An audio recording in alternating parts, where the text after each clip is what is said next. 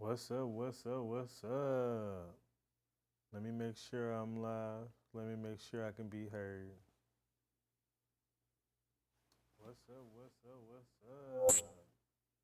Let me make sure I'm live. Let me make sure I can be heard. Okay, I'm live. I am live.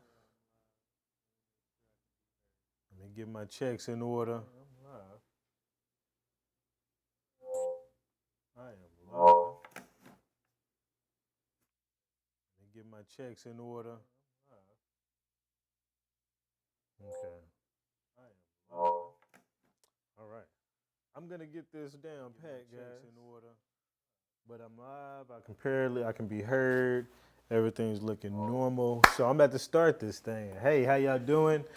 Chef Bay here, coming to you today with a normal. So I'm about to start this word about something I saw today. I saw Marcel Dixon here.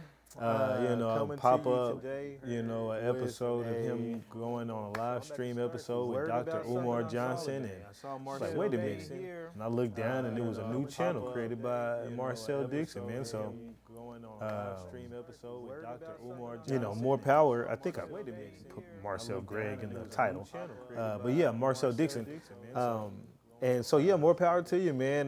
Marcel Dixon is somebody who I've seen personally rise up through the grassroots. He started off kind of floating around on live streams or actual Twitter spaces. And I think he might have done Clubhouses. I don't be on Clubhouse like that, but he would do enter several spaces, host several spaces. Started talking a lot about reparations. Kind of really got really got involved into the black community, and has since then ran for office, confronted politicians, had interviews with lots of people. I've seen him go to a lot of different places, and like town hall meetings with other representatives, things of that nature. And he's very much so a reparationist, if there is one, and he advocates highly for people to join him in that fight, meaning not join him per se, but join in and yourself, run for office with the same on code rhetoric that we use in the grassroots here today about reparations and other things. So I really do support Marcel, man. He's really a great part of our grassroots community, and I believe he's gonna help to usher in history along with other people here. So, anyways, there's just about a couple of points on the show that I'm gonna point out and kind of talk about, and I'm gonna bring up here in a second. But there's just about a couple of points on. Before I do that, that I'm gonna point out. Sorry, just making sure everything's straight. Before I do that, I wanted to make sure that you go and watch the full episode. Like and comment and subscribe on this episode with Dr. Umar. I already knew it wasn't going to go too great. Dr. Umar does not like the SBA community like that. And even though Greg Marcel Dixon doesn't go around touting, he does talk about being FBA. He's more on the freedmen, and I think there's just different names. They're all pretty much pointing towards the same thing. I don't think there's a problem with that. But Dr. Umar doesn't like us. He's super Pan-Africanist. He's super all about everything Dr. Umar says and thinks. And anything outside of that, he's got to talk loud, overtalk you, and not listen to anything and make absurd claims sometimes. So we're going to jump into this, and I'm going to show you all a couple of clips from Dr. Umar, and we're going to talk about it, and I'm going to, kind of uncover some of the myths. One thing that I'm always big about on wanting to do videos about is debunking these myths that they have about black people, whether we spend too much, we're not financially literate, we're not spending our money the right way, all this stuff about us. Don't get me wrong, I do want to take some responsibility as black people and our economy in order to better take hold of the things that we need to in our economy. Don't get me wrong, I do want to take at the same time, and our economy in order to. I'm not going to do a whole lot of victim blaming when I know that there's a whole lot of systemic issues, whole lot of other reasons, mostly access to capital on top of the rest of the reasons why we are lacking progress in our community as of today. So let's go into this and let's see about it. Why we are lacking progress in our community as of today. So There is no group of people who ever came out from oppression being helped by the people who were oppressing them. So then the question becomes, at what point do we make it our responsibility to get up off our knees and start living as an individual race in this country? I believe that 100%. You know what I'm saying? Sorry. I believe that. I wish I had a mute button so I could mute, unmute, but I gotta do an array of shit. But I agree with that. Yeah, we do have to take more accountability, more responsibility in our own community, and trying to do what we can to further our own means as black people in America. We need to look at what is out there that's causing us to be in our situations, what options we have available to us today that we didn't have yesterday in order to go around those and still make progress in today's time. So, we do have to take some responsibility. Because we are filled with excuses, not to say that you are offering any, but we as a people are filled with excuses. And the irony of those excuses for the American African is the fact that our spending behavior does not suggest that we are in such a dire state that we can't do anything for ourselves. $30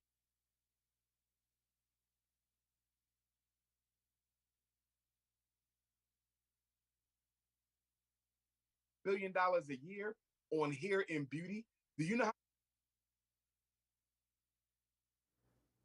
$30 billion a year on hair and beauty? Okay. Let's do the math on that. You know me. Let's pull up a calculator. Right? I need a better calculator.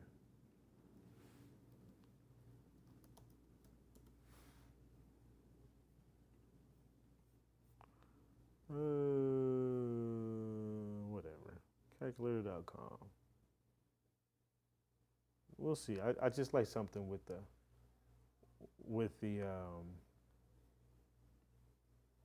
zeros in it. Let's see what it said. 30 billion on hair. You say 30 billion? of those excuses for the American African being helped by the people who were oppressing them? So then the question becomes, at what point do we make it our responsibility to get up off our knees and start living as an individual race in this country? Because we are filled with excuses, not to say that you are offering any, but we as a people are filled with excuses. And the irony of those excuses for the American African is the fact that our spending behavior does not suggest that we are in such a dire state that we can't do anything for ourselves. $30 billion a year on hair and beauty. $30 billion a year on hair and beauty. So let's take a look at that. Let's do the math. 30. I wonder if I can make this bigger. Why can't I get the commas? 30 billion. Goodness. 100, hundreds, thousands. Goodness. With the commas is so much easier. Hundreds, thousands, millions, 30, so we need one more zero. 30 billion divided by half the population, 20 million. No, 20 million, 23.5, 23 million. Okay, let's do 24. 24 million, 24 million. Okay, 24, 0, 0, 0, 0, 0, 0, hundreds, thousands, millions, billions.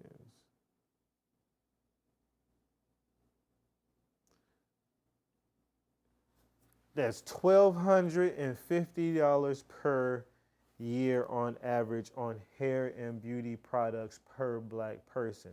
Now, is that a lot? Well, let's take the calculator here, because I don't want to do that one. 1,250, divide that by 12, and it's about $104 a month. You know, about $100 a month that we're spending on hair and beauty care products. Now, that's an array of things. You know, for men, it's not a whole bunch. You know, we don't really use a whole lot of hair care products, but for women, I can understand it. I mean, they got you. I mean, and you can still add in ours, your shampoo and conditioners. For men, that's about your basic. I mean, you know, you might get if you waved up, you might have some wave grease. You might have a little Murray's, you know, old school black relic. You might have a little something, but for the women, they for the most part are going to have hair and he said and beauty products. Now you're talking about a really broad category. You know what I'm saying? So men, we won't have a whole lot of beauty products, but women, you'll have quite a bit of beauty products. But those beauty products will be more your facial stuff, you know, your creams, your lotions. I mean, are they factoring that in too for the men?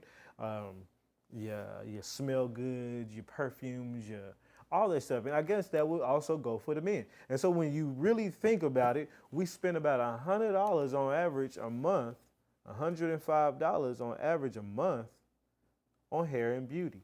Now, if you were to save up, if you just didn't spend that money on hair and beauty products, are you going to become wealthy for generations within 10 years? No, you're only able to make about $1,200 is what you're saving. In 10 years, you'd save up about $12,000. Okay. Now you can, if you don't have anything happen bad in your life that you have to dip into that 12K, and now you've been looking musty all this time and crusty as hell for the last 10 years just so you can get that 12K, is it really worth it? Or do black people really care about our appearance and we don't want to walk around here looking like some musty ass motherfucking immigrants that are illegal immigrants that act like they don't give a damn about their appearance, or just some disheveled, you know, poor person who doesn't give a fuck? That's not us. We care about our appearance, and we're not overly spending in order to get our upkeep and keep our. I mean, you got to put stuff on. We got to pretty much put stuff on every day.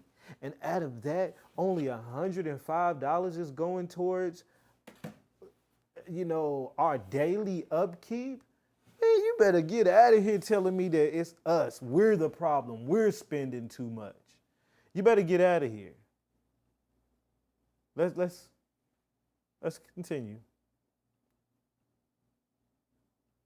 Our spending behavior does not suggest that we are in such a dire state that we can't do anything for ourselves. $30 billion a year on hair and beauty. Do you know how many schools you can build with $30 billion a year? Okay, you can build some schools with $30 billion a year. First of all, we'd all have to look crusty for a year, okay? The entire black pot, 20 million of us. And if you divide that by 47 million, which is the full black population, it's only $50 on average per family. I mean, per person. But I'm trying not to include the children and, you know, certain people.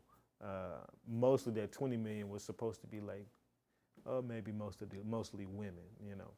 But even then, it's still $104. It's not that much. And so He's talking about, you know how many schools you can build for that? Look, I understand. I'm one for trying to say, hey, we should pool our money together and trying to come up with better solutions. Today's time is a time where we can finally do something like that. Exactly. Those are the key words. Today's time is the time where we can finally do something like this. And what are we doing? We have to somewhat get the attention of everybody. Everybody ain't watching Dr. Umar. Everybody ain't watching Tariq. Everybody ain't watching Yvette. You got a sparsely amount of people watching all these people. You got a lot of people watching some of these people. Don't get me wrong, hundreds of thousands, if not millions. But there's still 47 million black people. You know what I'm saying? 20 million, let's just say 20 million. That's a large chunk of people to try to get together in order to twist about some kind of change for the future and allocate funds collectively like a GoFundMe. It happens real well in the white community. We see it all the time, you know, like when one of these white supremacists get held up on, you know, after, you know, like Jordan Neely situation, and the dude, they put a GoFundMe up for him and he got $1 million overnight. But it's also 300 something million people or 240 million white folks or whatever that's here, you know, compared to the 40 some million blacks. And they have a larger pool of people to pay attention to them to allocate funds. Plus, they have a larger, they have a lot more wealth in their bank than what we have on average. So it's nothing to them to send a quick $100, send a quick $20 to some cause or something, even if it's completely stupid and idiotic. But at the same time, black people, not only do we have a lower amount of people that we can get in contact with, but we also don't have the most paid people. We have the least paid, the least wealthy people in the United States. So those are some factors that you got to deal with. Do you know how many men you can keep out of jail? Do you know how many women can get jobs? Do you know how many institutions and hospitals you can build off of $30 billion a year that we spend on hair and beauty? $4 billion plus on liquor and alcohol. Do you know how many after school jobs you can provide? How much? Liquor and alcohol. Do you know how many institutions and hospitals you can build off of $30 billion a year that we spend on hair and beauty? $4 billion plus on liquor and alcohol. $4 billion. Then you go throw plus on liquor, on alcohol, try to make it seem like it's something. So 4 hundreds, thousands, millions, 4 billion, I believe that is. If they had the commas in there, I wouldn't have to get myself all up there. Okay, 4 billion on liquor and alcohol. Let's just divide that by 23 million, half the population again, okay? We're just doing half. Divide that by 23, 23 million. That means on average, per year, we're spending $173 on alcohol. Man, are you serious? When you think about this, when you do the math on this, I'll do it on here. $173 annually per family divided by 12 months in a year. That means that nigga's getting a bottle a month. Barely, and not a good looking, and not a good bottle either. $15, $14. Not only are you not getting, see the thing is, people are starting to pull these national numbers that they weren't able to pull before, right? And they're trying to make it seem like we didn't in the past build up our own communities utilizing funds, you know what I'm saying, from our own community and our own selves. We've already done that. Black people in the past were relegated to their cities and their towns in order to pull funds from their community. They didn't have the internet back in the day. They didn't have a fucking GoFundMe. They didn't have Susus or anything like that. No, we had black newspapers, black communities, word of mouth, and old school telephone and newspapers. You didn't have too much that you could do, but you know what? They still pulled together money or did their own things collectively in towns and built up many black towns all across the United States that the white folks had to come in and fuck up. So you're gonna sit here and tell me right now, instead of looking at that local number of what people can pull together locally, you just want to look at these national numbers now. Oh no, now y'all niggas is spending y'all's money wrong, you know what I'm saying? Because now look at these national numbers. Nationally, y'all niggas spend $4 billion. $4 billion is a lot of fucking money. You know what I could do with $4 billion? A lot of people can do a lot with $4 billion. But when you break it down, the niggas are spending $15, $14 a month on average on liquor and alcohol. That number doesn't seem so fucking bad now, does it? It doesn't seem so victim blamey now, does it, Mr. Umar? And anybody else out there who says this kind of rhetoric. This is the kind of shit that I'm out here to battle. Y'all niggas, first of all, they don't do the goddamn math. Second of all, they're being hella critical by looking at one number, making an assumption, and rolling with that to all the masters of podcasts and live streams and everything that they do as if they done came up with the perfect solution. You know what? I done figured it out. These niggas spend too much. These are some large numbers. If y'all niggas would give me that, I would do some great things for you. Okay, we would give you that. How about you make a liquor and alcohol company and you can take a chunk of that $4 billion? It's not even hard these days. It's not even that motherfucking hard. I can go white, I can't type, white label liquor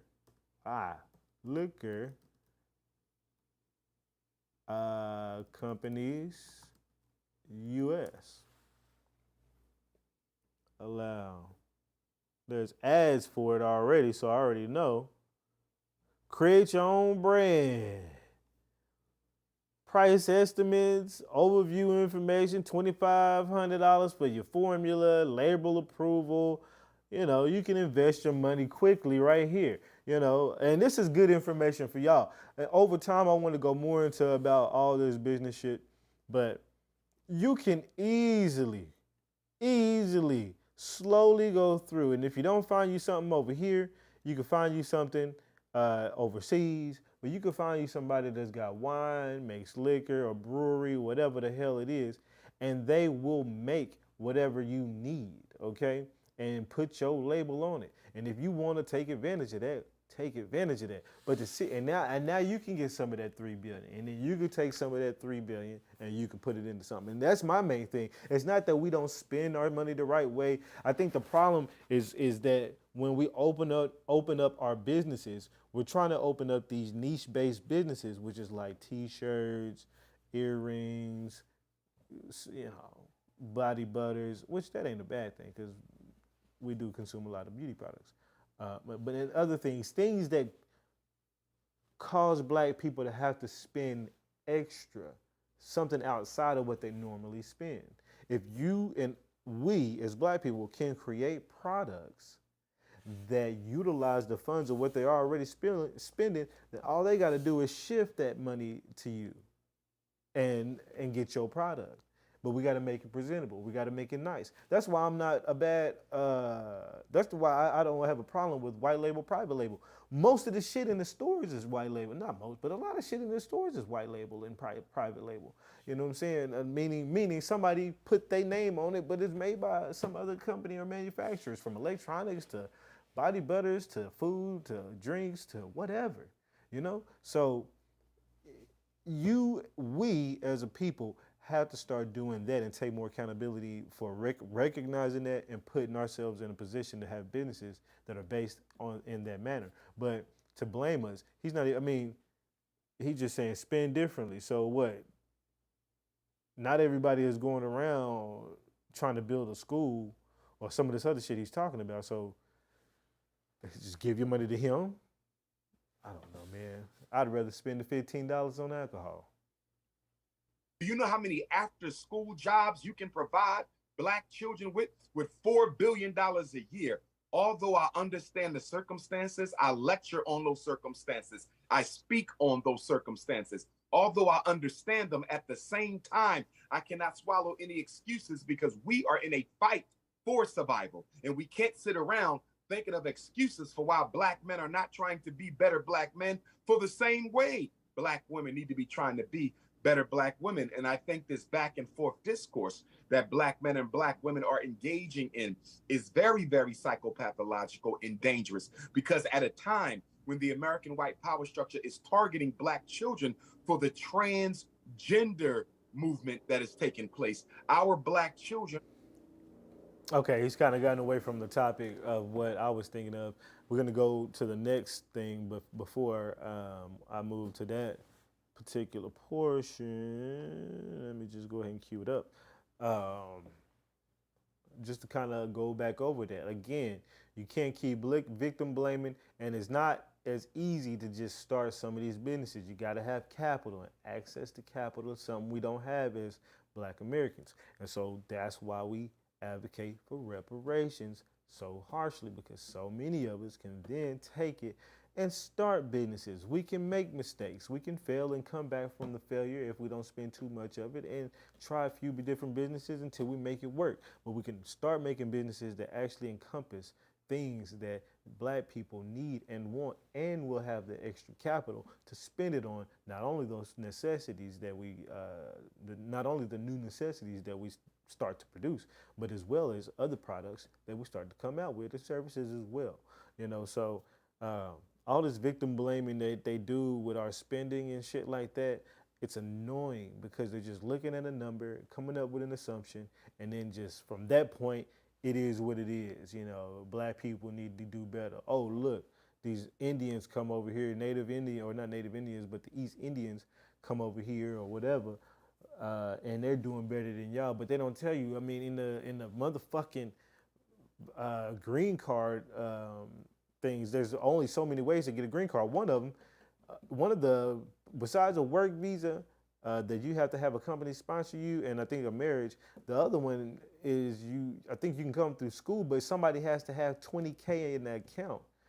If you got to have 20K in the account, you somebody, or you've just maybe you're an older East Indian and you saved it up through the years, but not a whole lot of people have 20K in their account to be able to just come over. So what you say is you have the more affluent people coming over here, and then they also get opportunities and help from the government directly, job placement, monthly cash stipends, housing assistance, all kind of stuff. Just look up refugee resettlement programs in your area. Refugee resettlement.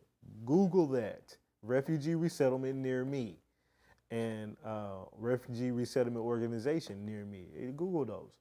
But they come over here and they have options. They have things that they can do to help them to the next level, but they already got bread in the account on top of that.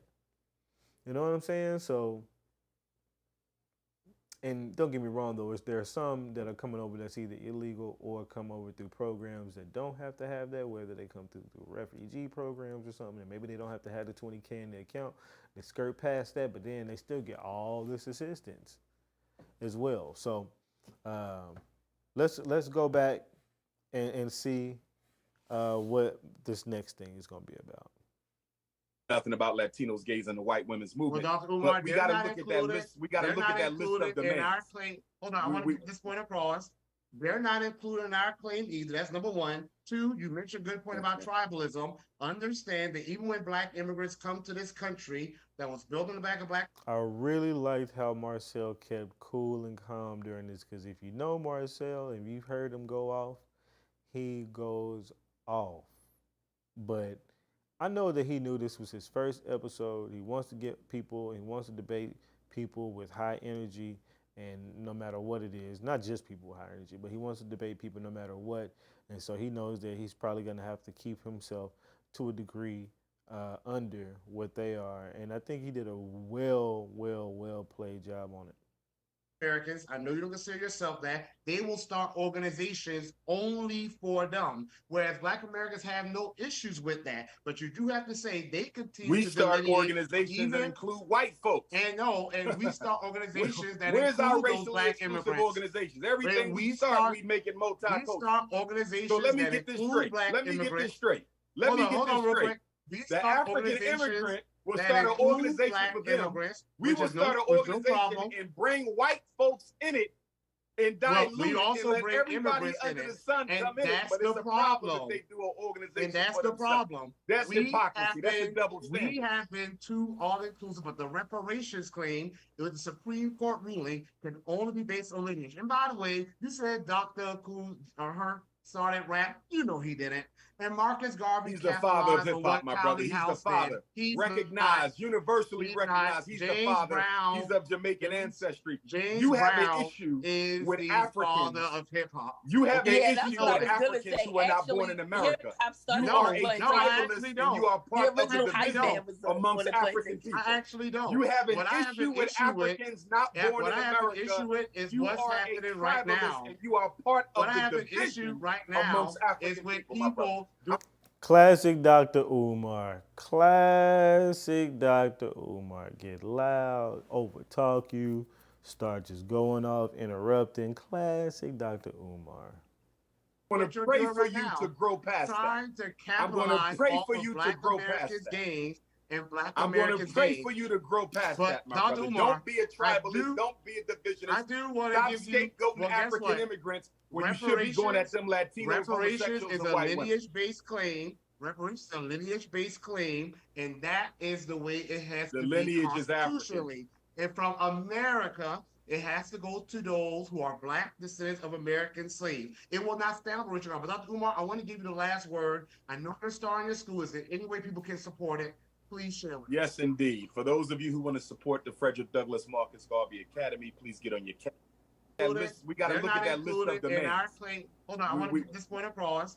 They're not included in our claim Hold either. up. That's number one. Two, you mentioned a good point about tribalism. Understand that even when Black immigrants come to this country that was built on the back of Black Americans, I know you don't consider yourself that, they will start organizations only for them. Whereas Black Americans have no issues with that. But you do have to say they continue We to start delineate organizations even- that include white folks. and we start organizations that Where's our include those racially Black exclusive immigrants. organizations? Everything we we start, start- we make it We multicultural. start organizations So let me that get this include straight. Black Let me get immigrants. this straight. Let me get hold this on, real straight. quick.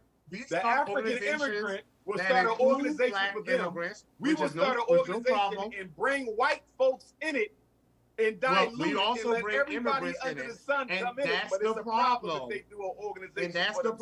problem. That's We hypocrisy. have That's a been- double We standard. have been too all I'm not for sure why I set that as a timestamp, but it gives me the idea, other than the fact to show that Dr. Umar, a lot of times can be an ass when he's talking to people.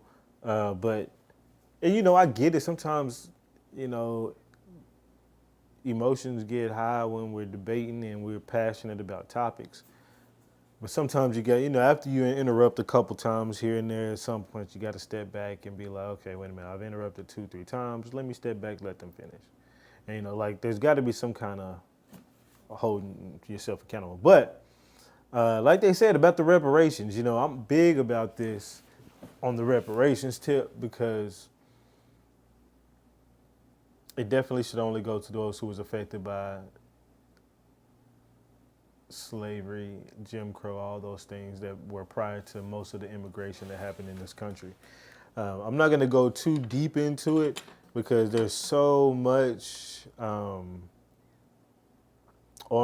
the internet and different people that are real big on it. But I mean, I don't mind because reparations is something I'm definitely trying to advocate for. Definitely something that I know that our people need. Definitely something that is owed. Definitely something. I really like going into topics. I think the thing he said, Cool Herc, fan and father of hip hop. But, even there's video of Cool Herc talking about how he got his influence from Black Americans and started playing Black American style music instead of the other ones because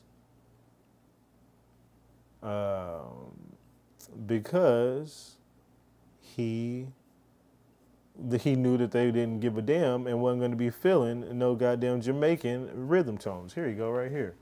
To the music, I start to say that I could use their, and as far as trying to make the American people them dance to the music, My bad, hold up.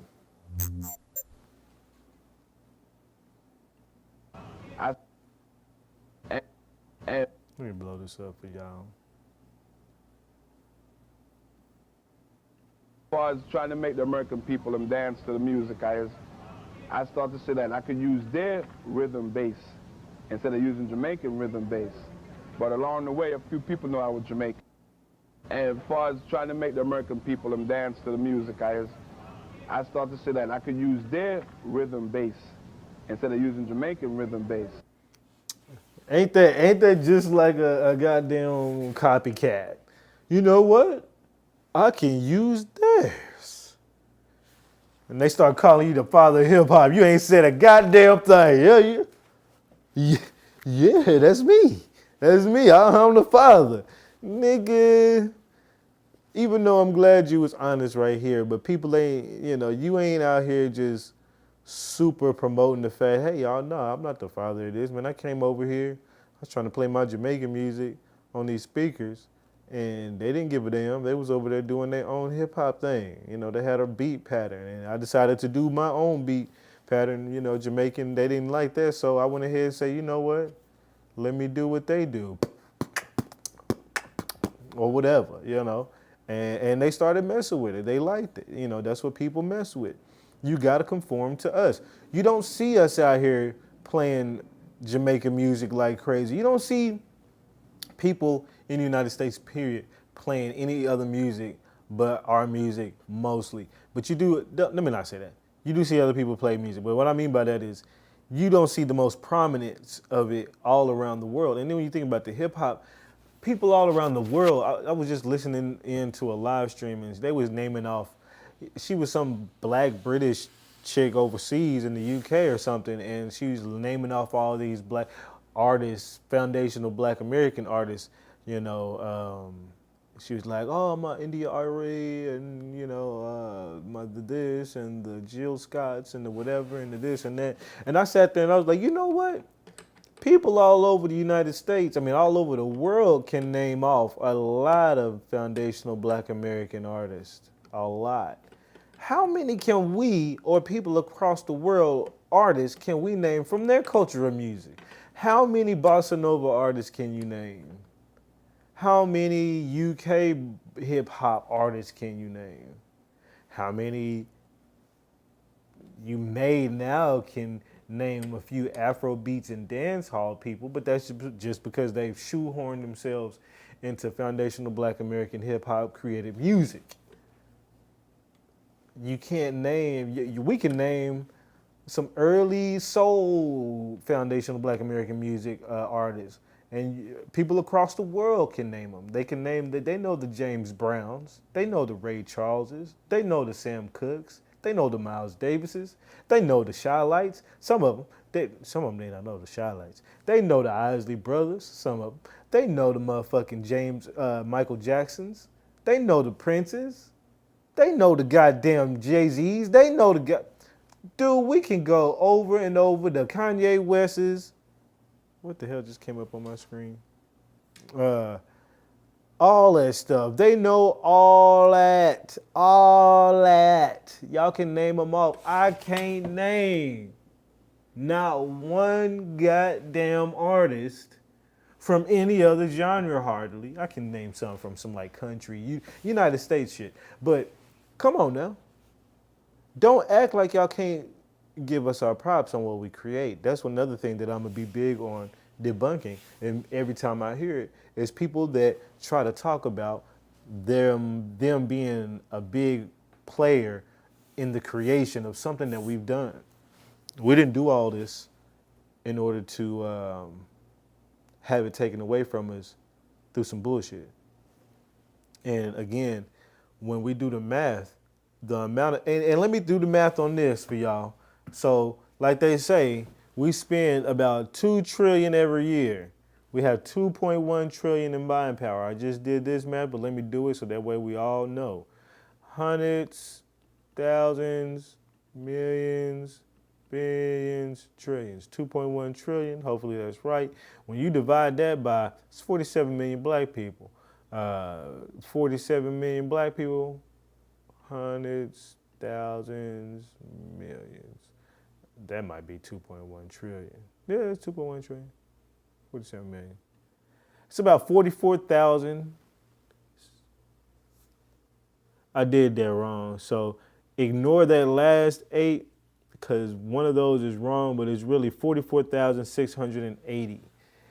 It's definitely not 446,000, but 46,000, $44,000. So basically what they're saying is the average black family, average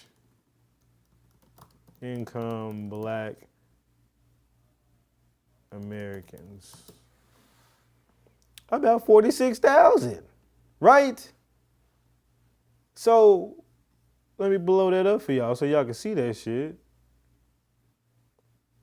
So where they get the number that we have so much spending power is the fact that they just multiply the number by the population. And that's about the average, right? They may come up with a little bit better than that, but for the most part, that's what they come up with. That's not a lot of money. That's not spending power. First of all, 20 to 25% of that is taxed. So that's already billions, trillions gone. We out of the trillions just off the tax. We end down in the billions on the spending power. And then you get down to that, you got housing, necessities. You have all your needs for transportation, your daily food, all this shit that you got to take care of. And we all know $44,000 a year, $46,000 a year is just barely making it for a single person. Just doing okay, barely. And we know that ain't no spending power, but let Dr. Umar and the rest of them tell it. It's your problem. It's your fault that we are in the problem that we are. You spend your money wrong. I was about to say, you spend your money wrong. You got so much money to spend and you don't even know it. No, we don't have enough money to spend. That's why we need reparations. We don't have everything we need. Every time we try to get access to capital, it's hard. When you want to talk about credit and issues, you blame us. And I feel like the credit system is just another easy way to help you blame yourself for some shit for them not giving it to you. Because it's not a problem.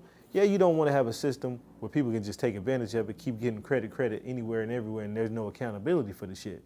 But at the same time, if you just deny a bunch of people and then there's a bunch of hidden factors that you're denying people for and all this other shit, well, you're just making it harder for us to play the game in the society because now you got people out here able to play the game with higher money. Like if I have to go up with Joe Schmo's grocery store next to another dude who's got another grocery store who's black, you know, Mr. Jenkins' grocery store, Mr. Joe Schmo's grocery store is 50 times bigger because Mr. Jenkins, you know what I mean? He can't afford a big grocery store. And everybody's gonna go to this big grocery store because, oh man, they got all the things I need. It's a one-stop shop. Mr. Jenkins only got so much because he can only stock so much because he took his life savings to do that. Whatever the case may be, but you kind of get the idea. If you don't have access to capital, it's hard to play in the system. In today's time, there's ways to start getting around that we need to start learning and start figuring out so we can move ourselves to the next economic rung on the ladder. But I'm not going to sit here and victim blame the whole goddamn time. You know what I'm saying? We don't have a lot of spending power. That's a bucket fucking myth. We don't have a lot of spending power. On top of that, our spending habits are not crazy. When you throw up, he said, I think last time, billions of dollars on Jordans. And when I did the math on that, that came out to about $100 a year. And then when I did even less and half the number even more, I think they came out to $200 a year. So I was like, well, you mean to tell me on average niggas is buying one pair of Jordans per year? That's not insane. That's not cutting back on that ain't gonna get it. Even if you cut back on the Jordans, the food, the alcohol, whatever, you might save $400 a month, maybe. But now you're gonna be crusty. You ain't gonna have no vices. You ain't gonna really be eating that well. You ain't, you know, come on, man. And then even then, by the time you get to the end, you may save up in a year $5,000. Then you need 10 years of that to save up 50 grand. And 50 grand to maybe get you into a home. That it ain't gonna be the best to start a business with. It can, certain businesses, but dude, we playing with different dynamics when you don't have access to this capital. And I'm out here. I'm a person out here making a business work, but it's not on the same level as some of the competition. It's not, and I'm still able to gross really well. But if I had that access to capital just like other people, it'd be a whole different ball game. So I'm gonna leave it there. I appreciate y'all letting me rant and rave about this situation with Marcel Dixon and Dr. Umar Johnson. And I think you should go and check his channel out and subscribe and watch the full debate. It starts off, real calm and cool, and then they get heated at the end. You cannot not get heated with Dr. Umar because he's going to heat the shit up either way. He's just he keep calling himself his passion, but at some point, dude, turn that down. So much passion isn't needed all the time, and in order to debate a topic, at some point it just seems like you're trying to win most arguments by being louder and over talking than the other people, and you say smart things or things that sound smart, and so it helps people. You gain more followers. Ooh, somebody's like, ooh, he said this, but they're not looking into it. Oh, we spent $4 billion in hair care products. Next, and this is the kind of shit, I'm gonna say this too. This is the kind of shit that allows people to use these talking points directly from us as ammo.